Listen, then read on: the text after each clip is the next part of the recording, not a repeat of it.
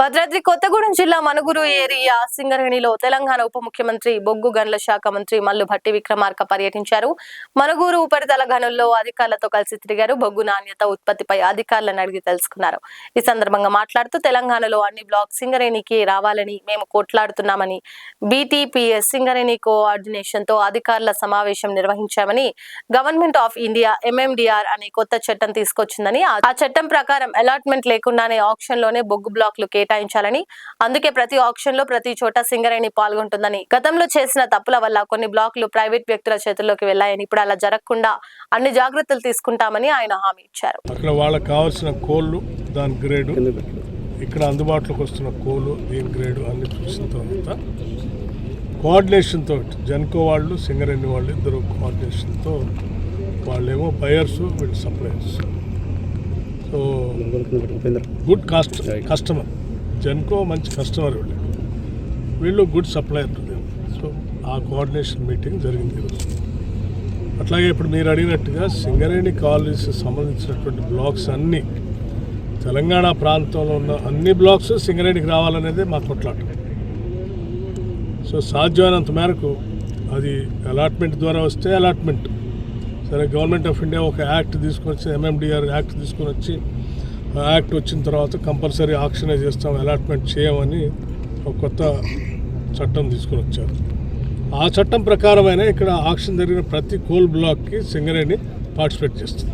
Genco and Singareni రెండు సంస్థలు, అంటే ఈ ఆక్షన్ గవర్నమెంట్ ఆఫ్ ఇండియా పెట్టే ఆక్షన్లో ఒక సింగరేణి కాదు, దేశంలో ఉన్నటువంటి వాళ్ళు అందరూ వచ్చి పార్టిసిపేట్ చేస్తూ ఉంటారు, ఇంక్లూడింగ్ ప్రైవేట్ పార్టీస్ కూడా.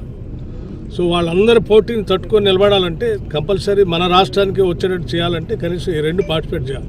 లేకపోతే అది ప్రైవేట్ వాళ్ళ చేతుల్లో పోయిందనుకోండి ఇంకా ప్రమాదం కదా. ఉదాహరణకి గతంలో జరిగిన 2 బ్లాకులు మన వాళ్ళు పార్టిసిపేట్ చేయబట్టే ప్రైవేట్ వ్యక్తుల చేతుల్లో పోయింది. ప్రైవేట్ వ్యక్తుల చేతుల్లో పోనీయకుండా ప్రభుత్వ పరంగా ఉండేటట్టు, తెలంగాణకే బెనిఫిట్ అయ్యేటట్టుగా చేయాల్సిన కార్యక్రమం అది. అందులో భాగంగానే నేను సింగరేణి వాళ్ళకి ఆక్షన్లో పార్టిసిపేట్ చేయడానికి పర్మిషన్ ఇచ్చాను. అది గత ప్రభుత్వంలో 10 సంవత్సరాలు టీఆర్ఎస్ ప్రభుత్వం పే చేయాల్సిన అమౌంట్ పే చేయకుండా వదిలేసిపోతే, మేము వచ్చిన తర్వాత దాన్ని రెక్టిఫై చేసి బ్యాలెన్స్ చేసుకుంటూ పోతాం. వాళ్ళు 10 సంవత్సరాలు వాళ్ళే అక్కడ అధికారంలో ఉన్నారు, ఇక్కడ వీళ్ళే అధికారంలో ఉన్నారు, అప్పుడే మాట్లాడలేదు. 10 సంవత్సరాలు రావాల్సినటువంటి ఏదో తాడిచెల్ల 2 బ్లాక్ 2 కూడా ఇవ్వకుండా వారు అడ్డం పెట్టుకుని కూర్చున్నారు, వీరు అడగలేదు. సో ఇవాళ ఇద్దరు ఏదో సింగరేణి కోసం చాలా అభిమానం చూపిస్తున్నట్టు ప్రేమ వాళ్ళకి వస్తే, జనం సింగరేణి కార్మికులకు తెలుసు వాస్తవాలు, సింగరేణి యాజమాన్యానికి కూడా తెలుసు. ఇవాళ నేను రివ్యూ చేశాను ఎనర్జీది, అట్లాగే సింగరేణికి సంబంధించి. ఎనర్జీ థర్మల్ పవర్ ప్రాజెక్ట్స్ కావాల్సినంత డిమాండ్ సరిపోయే కోల్ బ్లాక్స్ని 10-12 సంవత్సరాల క్రితం ప్లాన్ చేసుకోవాలి. ఇవాళ కోల్ బ్లాకే ప్లాన్ చేసుకోలేదు. దానివల్ల వాళ్ళ ఎనర్జీ అంటే electricity thermal power projects demand పెరిగినా కానీ దానికి సరిపోయేంత కోల్ బ్లాక్ లేకపోతే ఇబ్బంది పడుతుంది. అందుకోసమే వాళ్ళు సీరియస్ కూర్చొని గతంలో జరిగిన పొరపాట్లు జరగకుండా, ఇప్పుడే కాదు ఇంకా 20-30 సంవత్సరాలు కూడా మీరు ముందు ఇప్పటి నుంచే ప్లాన్ చేసుకోవాలి. పెరిగే విద్యుత్ డిమాండ్కి అనుగుణంగా ఏ బ్లాక్లు ఎప్పుడు తెచ్చుకోవాలా, ఎన్ని సంవత్సరాలు మీరు దీన్ని సాధించాలి. ఒక బ్లాక్ వాళ్ళను తెచ్చుకోవాలంటే నువ్వు ఆక్షన్ పోవాలి, ఆక్షన్ వచ్చిన తర్వాత దాన్ని ఓపెన్ చేయడానికి మళ్ళీ ఒక 5-6 సంవత్సరాలు పడుతుంది. అంటే కోల్ బ్లాక్ ఆక్షన్ పోవడానికే 4-5 సంవత్సరాలు పడుతుంది. ఆక్షన్ నుంచి నీకు వస్తే కూడా ఇంకో 5-6 సంవత్సరాలు పడుతుంది. మినిమం 8 to 9 years, ఒక 10 years కంపల్సరీ ప్లానింగ్కే పోతుంది కొత్త బ్లాక్ ఓపెన్ చేయాలంటే. అంటే కొత్త బ్లాక్ కోసం నువ్వు ప్లాన్ చేయాలంటే 10 సంవత్సరాల క్రితం చేసుకోవాలి. సో భవిష్యత్తులో అటువంటి తప్పిదాలు జరగకుండా చేసే ప్రయత్నం ఇదంతా ఈ పర్యటనలో భాగంగా. ఇవాళ మనుగూరు అంటేనే సింగరేణికి తలమానికం, గుండెకాయ. అన్ని చోట్ల నష్టాలు జరిగినా ఆ నష్టాలని పూడ్చి లాభాలో బాటలో నడిపిస్తున్న ఈ మనుగూరు ఏరియా OC2 డిప్సైడ్ బ్లాక్ని దీన్ని గద్దె లెక్క కోడిపిల్లని కొట్టుకుపోవాలని జెన్కో ప్రభుత్వాలు, మేనేజ్మెంటు ఇలా చూస్తూ ఉన్నాయి. దాన్ని చూస్తూ ఊకోవాల్సిన అవసరం లేదు. రేపు 4వ తారీఖు లోపున ఇవాళ మేము ఆశించాం, ఉప ముఖ్యమంత్రి గారు తెలియపరిచిన తర్వాత గ్యారంటీగా సానుకూలంగా స్పందించి ఇక్కడ OC2 డిప్సైడ్ బ్లాక్ కూడా సింగరేణి కేటాయిస్తాను. కానీ ఇవాళ వాళ్ళ కుట్ర తేట తెల్లమైంది. ఇలా సింగరేణికి ఇవ్వకుండా జెన్కోకి ఇస్తే మాత్రం ఏ కంపెనీ కూడా మనుగురు అడుగు పెట్టకుండా మనుగురు ప్రజలు చైతన్యం చేసి అడ్డుకుంటామని కూడా చెప్తా ఉన్నాం. వేరే ఏ సిమెంట్ కంపెనీ కావచ్చు, జెన్కో కావచ్చు, ఇక్కడ అడుగు పెట్టనీయమని చెప్తా ఉన్నాం.